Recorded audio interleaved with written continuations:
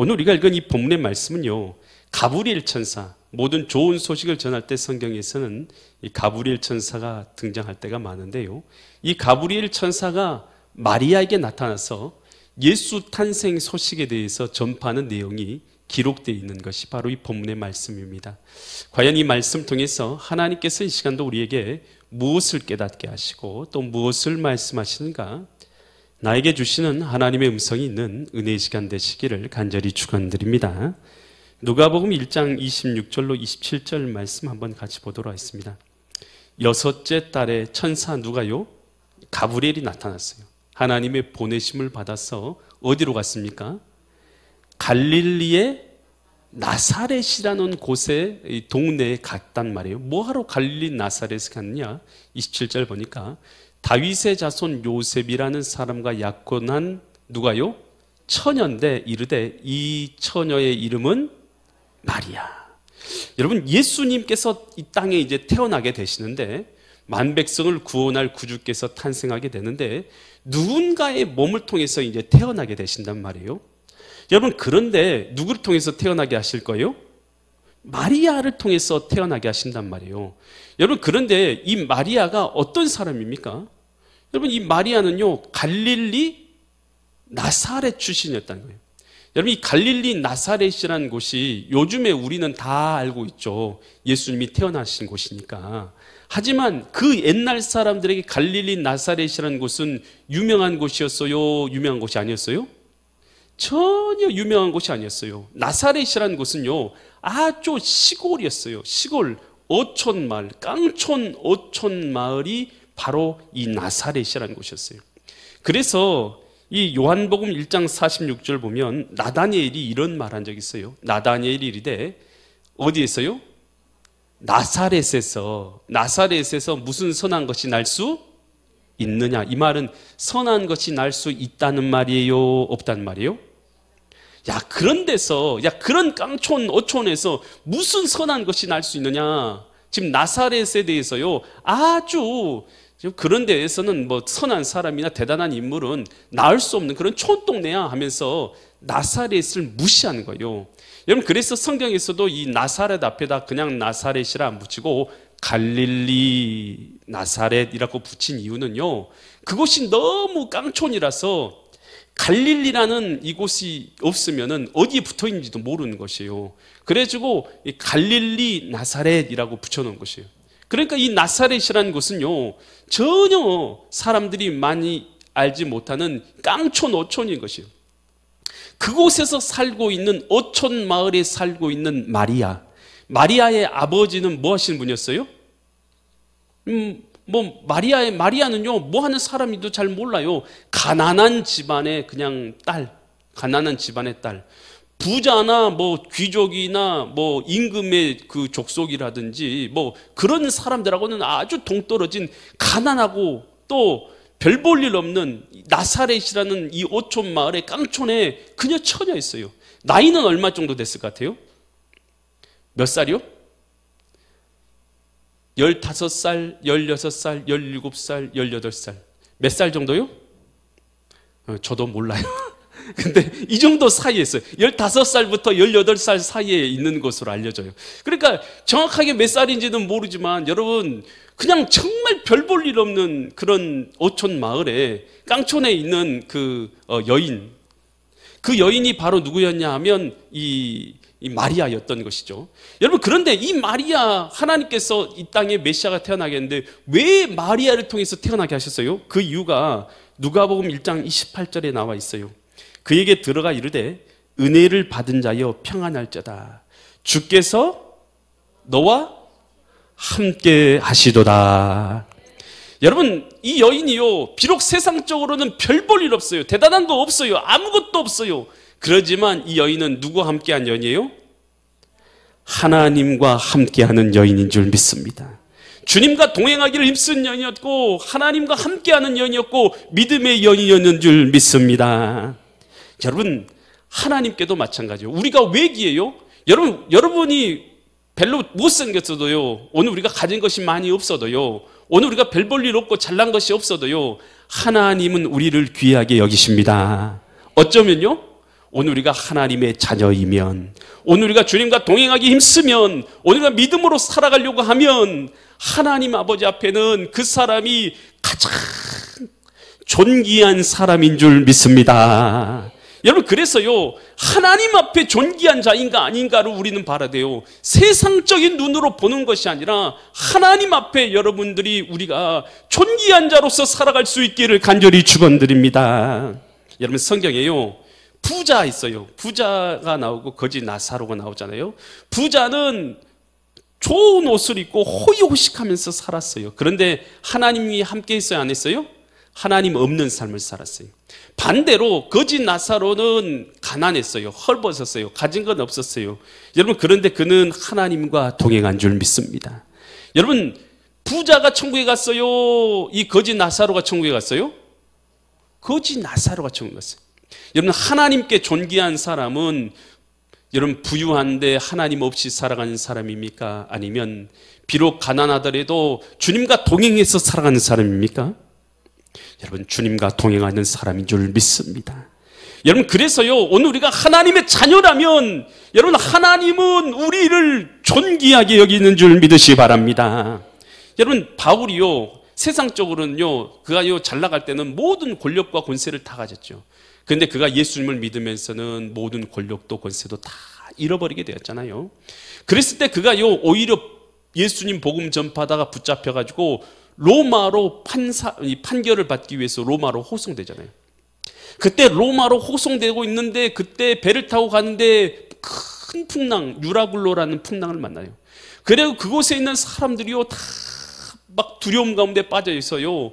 가지고 있는 모든 물건을 다 던져버리고 기구들도 다 던져버리고 살려고 그들이 발버둥 치는데 햇볕을 보지 못한 지가 몇 주에 걸쳐요. 그래서 그들이 살 소망까지 다 잃어버리게 되었을 때, 그때 모든 사람들은 다 이제는 죽었구나 하고 있을 때, 그때 바울에게요, 하나님 나타나시죠. 하나님 나타나서 뭐라고 말하냐면 사도행전 27장 24절처럼 바울에게 말해줘요. 바울아, 뭐 하지 말라고요? 두려워하지 말아라. 큰 풍랑 가운데 있는 거예요, 지금. 그런데 내가 누구 앞에 서야 한다고요? 가이사라는 건 로마 황제의 칭호입니다. 그래서 가이사 앞에 서야 하겠고, 또 하나님께서 너와 함께 항해하는 자를 다 내게 주셨다. 그러면서 이 여인에게 이 가브리엘 천사가 나타나서 뭔 소식을 전했냐? 어떤 소식을 전했냐? 누가복음 1장 31절로 33절처럼 말해요. 이렇게 말해요. 제가 가브리엘이에요. 보라, 이렇게 말해요. 보라, 내가 잉태하여 아들을 낳을 것이니 그 이름이 뭐라고요? 예수다.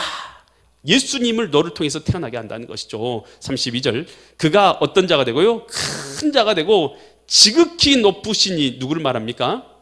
하나님. 신약에서 8번 지극히 높으시니가 쓰였는데 그 중에 8번 다 하나님을 가리키는 단어로 쓰였어요.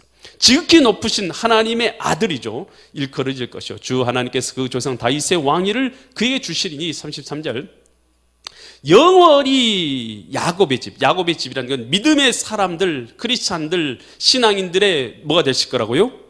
왕으로서 다스리실 것이며 그 나라가 무궁하리라. 메시아께서, 예수님께서, 하나님의 아들께서 마리아 너를 통해서 태어날 거야 라고 말씀해 주시는 것이죠. 여러분, 이게 뭐냐면 이 마리아에게 주시는 사명이에요. 마리아를 통해서 지금 어떤 자리로 부르고 있느냐 하면 마리아를요, 메시아 되시는 예수 그리스도의 어머니가 되는 자리로 부르고 있는 것이죠. 이 예수님은요, 이 땅에 오셔서 만 백성을 구원하실, 여러분, 구원의 길을 열어주실 하나님의 아들이 바로 예수님 아니겠습니까? 여러분, 이 놀라운 사역, 사람들을 구원하고 영혼을 구원하는 이 사역의 자리로, 이 사명의 자리로 마리아를 부르신 것이다 라는 것입니다. 하나님은요, 이 마리아를 부른 것처럼 모든 믿음의 사람들에게도요, 하나님의 영광의 뜻을 위한 계획을 갖고 계신 줄 믿습니다. 여러분, 이 모세를 하나님께서 부르시잖아요. 모세가 애굽에서 종살이하고 있는 이스라엘 백성들을 구원하라고 하나님께서 모세를 부르시잖아요. 그때 뭐라고 부르십니까? 출애굽기 3장 10절에 이렇게 말하는데, 이제 내가 너를 바로에게 보내서 내 백성 이스라엘을 애굽에서 인도하여 내게 하리라. 여러분, 이 모세가 맡은 사명은 어떤 것이냐 하면, 종살이하고 있는, 애굽에서 종살이하고 있는 이스라엘 백성들을 이끌어내 가지고 가나안 땅까지 이끌어가서 그곳에다가 하나님을 섬기는, 하나님을 예배하는 그러한 민족을 세우는 것, 여러분 이것이 모세에게 주신 사명인 것이에요. 여러분 모세에게 이렇게 사명을 주신 것처럼 우리에게도 똑같아요. 우리에게도요, 이 세상 사람들은요, 세상에서는 하나님 없이 살아가는 사람들은 이 세상의 종노릇하며 살아가고 있잖아요. 이 사람들을 애굽에서 건져내는 것처럼 우리가 건져내어서 어떻게 하는 것입니까? 하나님을 아는 자로, 하나님을 섬기는 자로 세우는 것, 여러분 이것이 바로 우리에게 주신 하나님의 사명인 줄 믿습니다.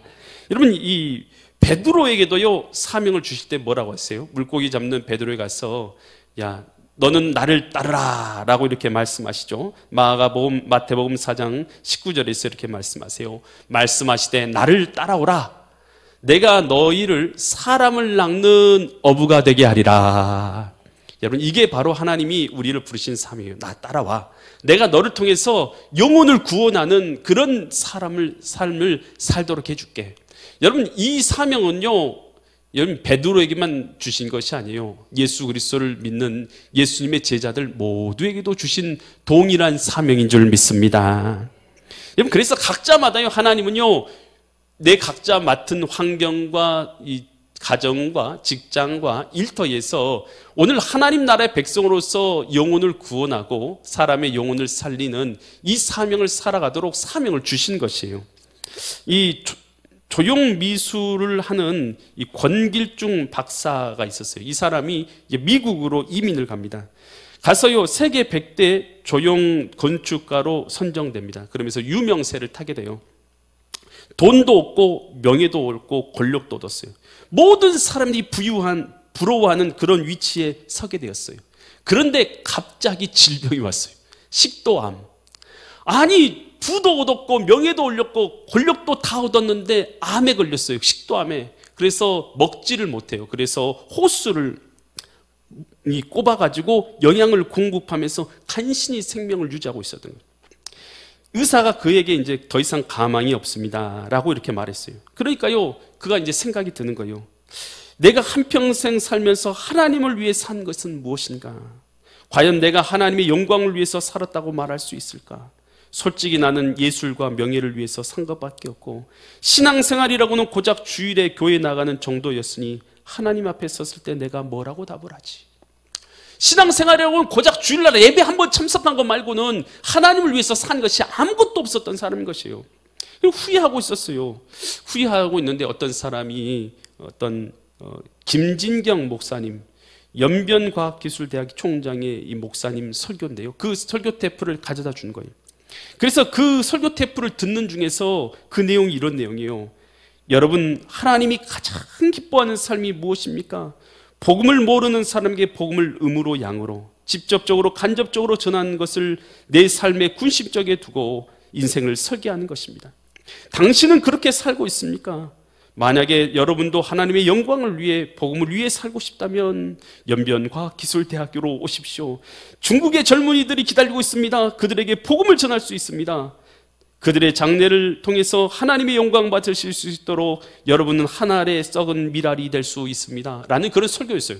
그 말을 듣는 순간 가슴이 뜨거워지는 거예요.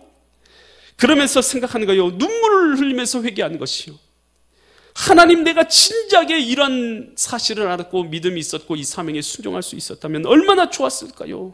지금은 하고 싶어도 할 수 없는 병든 몸이 되었습니다. 주님 나를 불쌍히 여겨주옵소서. 내가 기회가 있었다면 내가 주님의 영광을 위해서 사명을 위해 살았을 텐데 하면서 눈물을 흘리면서 회개하는 것이에요. 그런데 그렇게 기도하는 건데요, 가운데요 갑자기 이상한 일이 일어난 것이에요. 몸이요 따뜻해지기 시작하는 거예요. 그러면서요 몸에 있는 병들이요 치유되기 시작하는. 그래서 얼마 지나지 않아서 식도암에서요 자연스럽게 낫게 된 줄 믿습니다. 기적이 일어나 버린 거예요. 기적이. 그래서 그가 생각할 때 하나님께서 나를 고쳐주신 것은 사명을 위해서 살도록 하기 위해서 나를 고쳐주셨구나 라는 것이 깨달아진 거예요. 그래서 그 길로 연변과학기술대학교 가서 아이들을 가르치면서 복음을 전파하는 사명의 삶을 살게 된 것이에요. 여러분, 우리가요 사명을 붙잡을 때에 그것이 바로 우리의 생명이 될 줄 믿습니다. 음으로 양으로 복음을 전파하고 영혼을 구원하는 삶을 살아갈 때요, 하나님께서는 그 모습을 보시고 나에게 생명을 공급하시고 은혜를 공급하실 줄 믿습니다. 마태복음 6장 33절에 이런 말씀이 있어요. 너희는 먼저 그의 나라와 그의 의를 구하라. 그리하면 이 모든 것을 너희에게 더하시리라. 하나님 나라를 위해서 살아갈 때 이 모든 것을 더하여 주신다라는 것입니다. 신자는요, 하나님 나라의 확장을 위해서, 하나님 나라를 세우는 일을 위해서 사명을 받은 자들인 줄 믿습니다. 이 사명을 나의 생에 구심적으로 삼고 살아갈 때에 하나님의 생명이 내 삶 가운데 공급되는 역사가 일어날 줄 믿습니다. 가브리엘 천사가 와서요, 야, 너를 통해서 메시아 되시는 예수님이 태어난다 라고 이렇게 말해 주었을 때에 마리아의 마음 가운데는 번민도 있었을 것이에요. 마리아가 지금 결혼했어요, 안 했어요? 결혼 안 했잖아요. 약혼만 한 상태였어요. 약혼. 여러분, 그런데 여러분 약혼한 상태에서 갑자기 여러분의 배가, 아니 여러분이 아니죠, 남자도 계시니까 배가 갑자기 불러온단 말이에요. 그래가지고 임신을 했어요. 그러면 약혼한 요셉이 이 마리아를 어떻게 생각하겠어요? 아, 이 여인이 내게 진실하지 못하구나 라고 생각하고 요셉이 그녀를 버릴 수도 있잖아요. 그러면 얼마나 마음이 아파요. 서로를 사랑하는 남편에게 버림받을 수도 있잖아요. 그리고 당시에는 명예살인제도가 있었어요. 이 가족들에게 좀 안 좋은 명예를 실추돼야 할 일들을 하면, 사회적으로 그런 지탄받은 일들을 하면 사람들이 돌로 쳐서 죽여요. 가나마다 현장에 잡힌 여인 예수님 앞에 데리고 왔을 때 어떻게 했어요? 이 모세의 법에 따르면 이를 돌로 쳐 죽이라고 했는데 예수님 어떻게 할까요? 예수님께 물어봤잖아요. 당신에는 이렇게 돌로 쳐서 죽이는 것이 비일비재했던 것이에요. 그러면 이 여인이요, 마리아가 생각할 때 아직 15에서 17살, 18살밖에 안 된 이 여인이 갑자기 자기가 임신한다고 생각했을 때 갑자기 이 사회적 지탄과 명예살인제도, 그리고 자기의 남편 될 요셉, 여러분 사회적 그리고 가정에서 받을 지탄을 생각할 때 얼마나 괴롭겠어요.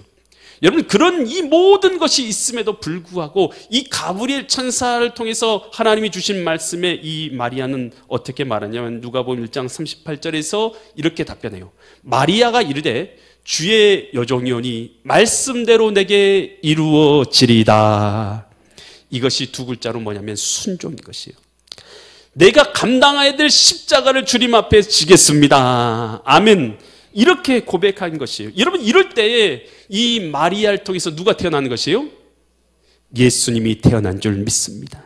마리아의 십자가를 통해서요, 예수님이 태어난 것이고, 예수님은 만 백성을 구원한 구원의 길을 열어주신 우리의 구주가 되시는 줄 믿습니다. 오늘 우리가 신앙생활을 할 때요, 우리가요 각자가 감당해야 될 십자가가 있어요. 여러분, 우리가 하나님께서 받은 사명을 받았을 때 이 사명이요, 여러분 내 삶 가운데 모두 다 기쁜 것만은 아니에요. 기쁜 일도 있지만 그 가운데는요 감당해야 될 어려움도 있는 것이에요. 힘든 일도 있겠죠. 하지만 주님의 뜻에 따라서 그 십자가를 우리가 지게 되었을 때에 나를 통해서 하나님 나라가 이루어지게 될 줄 믿습니다. 여러분, 예수님께서 십자가를 지시기 전에 겟세마네 동산에 올라가서 기도를 하시잖아요. 그때 예수님께서 이런 기도를 하시죠. 마태복음 26장 39절에서 조금 나아가서 얼굴을 땅에 대시고 엎드려 기도하여 이르시되 아버지여, 할만하시거든 이 잔이 뭡니까? 십자가의 고난의 잔이죠. 고난을 내게서 지나가게 하옵소서. 그러나 나의 원대로 마시옵고 아버지의 원대로 하옵소서. 여러분, 예수님께서 고난의 십자가를 거절하셨습니까? 아니면 지셨습니까? 지셨죠. 여러분, 우리 각자에게는 십자가가 다 달라요. 똑같은 십자가 아니에요. 어떤 사람은 가정에서 살아갔는데요, 가정이요 남편이 너무 괴롭히는 사람이 있을 수 있잖아요. 그럼 남편이 십자가가 될 수도 있겠죠. 또 자녀들이 그를 막 괴롭히는 사람이 있을 수도 있잖아요. 그럼 자녀가 그녀의 이 가정의 십자가가 될 수도 있겠죠. 어떤 사람은 사업이 너무 어려워요. 그러면 그 사업과 일터로 인해서, 어떤 사람은 친구 관계로 인해서 내가 감당하고 짊어져야 될 인생의 십자가는요 다 각자마다 가지고 있는 거예요. 여러분, 그러지만 그 십자가를 내버리고 도망치면요 내 가정 가운데, 직장 가운데, 사업 가운데, 일터 가운데 하나님 나라는 이루어질 수가 없는 것입니다. 그러나 내가 주님의 말씀에 순종해서 비록 어렵지만 예수님께서 원하시는 그 십자가를 내가 짊어지면 나를 통해서 하나님 나라가 이루어지는 줄 믿습니다. 김영주 씨가 쓴요, 내가 내 딸이라서 행복해라는 책이 있어요. 이 김영주 씨는요, 고등학교 때 미션 스쿨을 다녔어요. 그리고 가끔 어머니가 다니는 이 교회에도 같이 나갔다고 합니다. 그리고 스스로는 이 크리스찬이라고 생각했지만, 그러나 이 분명한 믿음도 없었고 신앙도 없었어요. 그리고 하나님과 교제하는 특별한 시간도 없었고 그냥 살았던 거예요. 대학도 졸업하고 나중에는 이제 문예부 기자 활동도 하고 수학 과외 선생님도 하다가 그렇게 살다가 한 남편을 만나가지고 결혼하게 됐어요. 이제 결혼하고 사는데 자녀를 낳았어요. 자녀를 낳았는데 첫째 딸을 낳았습니다. 딸을 낳았는데 이름을 해처럼 살아라 라는 마음으로 해니라고 이렇게 지었다는 거예요. 그런데 얼마 지나니까 처음에는 정상적인 아이처럼 보였는데 이 아이가 자라나 보니까 자폐아인 거예요. 그녀가요, 어렸을 때는 자폐한 것을 몰랐을 때는 그녀가 별로 근심이 없었는데 자폐아인 것이 발견되었을 때 가슴에 큰 충격이 오게 된 거예요, 그 여인이. 그래서 김영주 씨가요, 그 전까지는 진실하게 하나님께 간구를 하지 않았던 거예요. 진실하게 하나님께 의탁할 것도 없었던 거예요. 그저 적당히 교회 한번 나가고 그렇게 신앙생활 하다가 이 자기 딸을 통해서요, 하나님 앞에 진실하게 간구하기 시작한 거예요. 하나님께 진심으로 무릎 꿇고 하나님의 도우심이 없이는 내가 이 딸을 기를 수 없습니다. 주님 도와주세요 하고 간절한 마음으로, 진실한 마음으로 하나님께 기도를 드리기 시작한 거예요. 그러다가 하나님을 만나게 된 줄 믿습니다. 그렇게 하다가 그 어려움 가운데서 그 딸 때문에 기도하다가 하나님을 만났어요. 하나님을 만나고 나서는요, 그가 그녀의 책에 이렇게 기록해놨어요. 영혼의 위기가 닥쳐올 때, 그때가 바로 주님이 우리의 잠든 영혼을 깨우시는 때입니다. 우리를 향해서 다급하고 강력하게 확성기를 대고 외치고 계신 것입니다. 여러분, 우리 영혼의 위기가 다가올 때 있잖아요. 여러분, 그때 우리에게 하나님께서는 확성기를 대고 말씀하고 계시는 거예요.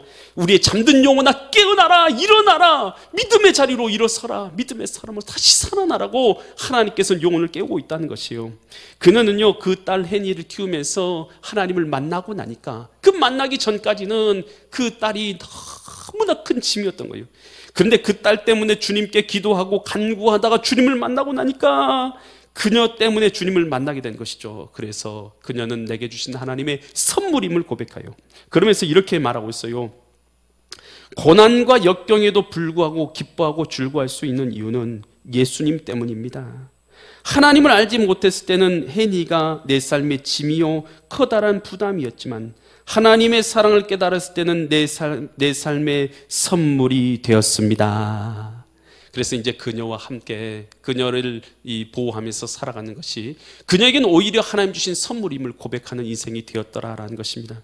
여러분, 마리아가 만약에 여러분 그 짐, 십자가의 짐을 져버렸더라면요, 여러분 오늘 예수님이 탄생하지 못하셨던 거 아니겠습니까? 여러분, 우리 각자에게요, 주님께서는 십자가를 주세요. 마리아에게 주셨던 것처럼, 예수님께서 고난의 십자가를 지는 것처럼 우리 각자에게도요, 우리가 각자가 져야 될 십자가 있는 거예요. 여러분, 그 십자가를요, 우리가 질 때 그 십자가 때문에 주님을 만나고, 십자가 속에서 주님의 은혜를 경험하고, 십자가가 도리어 내 삶을 이끌어가는 은혜를 경험하게 될 줄 믿습니다. 그러면서 마가복음 8장 34절에서 예수님은 이런 말씀을 하세요. 무리와 제자들을 불러 이르시되, 누구든지 나를, 예수님을 따라오려거든 자기를 뭐 하라고요? 나는 아무것도 아닙니다. 나기를 부인하고 자기 뭘 지고요? 십자가를 던져버리고요? 버리고 지고 나를 따를 것이니라.